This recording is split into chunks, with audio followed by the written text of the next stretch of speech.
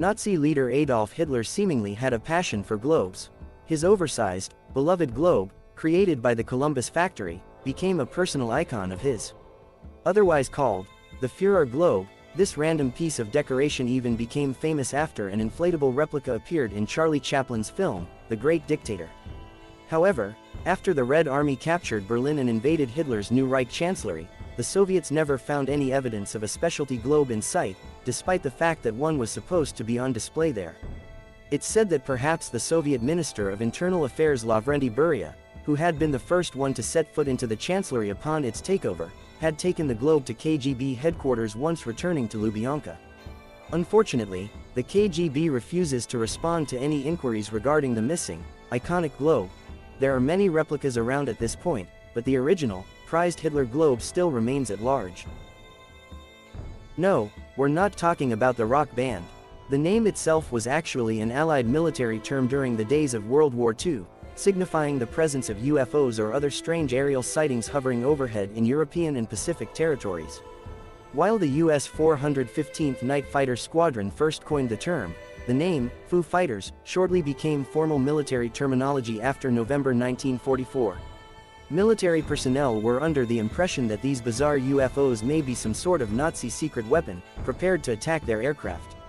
Officials would keep their eyes peeled for any random sightings that happened to appear and report their findings.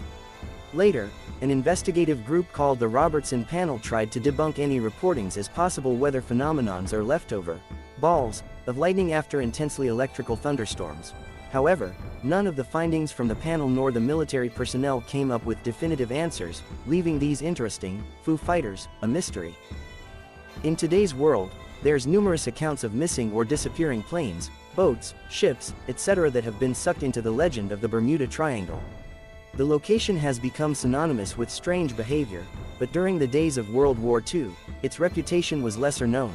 The story of Flight 19 begins on December 5, 1945, when a unit of 5 TBM Avenger bombers, aka Flight 19 Inches, as well as the crew members on board the PBM Mariner flying boat sent to find them, all disappeared at the same time, never to be found or heard from again. This odd disappearance occurred during an everyday U.S. Navy overwater navigation training flight outside of Fort Lauderdale, Florida. All 27 men, including the Flight 19 crews, simply vanished and are presumed dead. This has led many to wonder what exactly could have happened to all of those individual troops and their transportation all at the same time. No wreckage was found, and the Navy's report simply states their disappearances as cause unknown. During the chaos of war, it's hard to keep track of every incident that occurs. However, when a plane involved in a major event like the Pearl Harbor attacks returns into American airspace a year after the event, it's certainly going to turn some heads. On the day of December 8, 1942, U.S. radar became suspicious of a UFO heading towards American soil from Japan. Since frayed nerves were still mending from the previous attacks, even a year later, the American response was swift and 2 fighter planes took off to go fly alongside the unknown object and figure out the situation. They reported back that the UFO was a P-40 fighter plane, which had been out of use since the Pearl Harbor attack the year before. While this would have been bizarre enough on its own, it was discovered that the landing gear had been disabled, bullet holes lined the exterior of the plane, and the pilot himself was covered in what appeared to be fresh blood. Sadly, just as the plane was nosediving, the pilot reportedly waved before crash landing. However, once American crews analyzed the wreckage, the pilot's body wasn't there. His body was never found at all. The answers to this mystery sadly disappeared with him, and no further evidence has been found.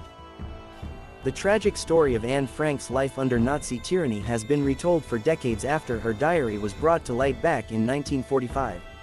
But sadly, no clear indication of who made the fateful phone call exposing her and her family's hiding place during the Holocaust has ever been documented. Various people have been considered suspects, but no concrete evidence has formed a legitimate answer. Willem van Maren, a warehouse manager, and a friend of Anne Frank's father, Tony Allers, were questioned and scrutinized, but any potential witnesses to the incident had all passed away. And the receiver of the phone call, Nazi officer Julius Detmann, committed suicide after the German surrender, taking any answers he had regarding the phone call with him.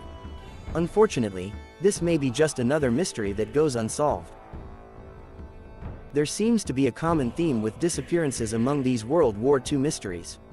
Wallenberg was deemed a hero for his efforts in saving up to 60,000 Jewish citizens in Nazi-run Hungary during the war. He gave them food and access to both soup kitchens and hospital care. Fake passports were even handed out to save some from being forced into death camps. However, this Swedish businessman was arrested by the Red Army for suspicion of espionage, and he was never heard from again.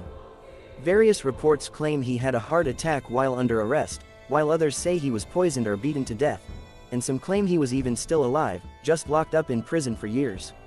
But the public will never know the true cause of his disappearance because an autopsy was never conducted on his supposed dead body. An entire room full of beauty and riches disappears, and no one can find it. That seems to be the case with this story, where the commonly known, eighth wonder of the world, a chamber in the Catherine Palace of Sarkoy Silo that was full of priceless art pieces, fashioned in amber panels and gold filigree, was repeatedly moved after changing hands during the war. While everything was said to have been taken to Königsberg in Prussia, consistent bombings of the area could have potentially destroyed it. Or, disregarding that theory, others say the ownership changes led to the majority of this wealthy possession to be carted off in separate groups all over the world. As with many of these odd World War II occurrences, however, the whereabouts of the Amber Room remain unknown.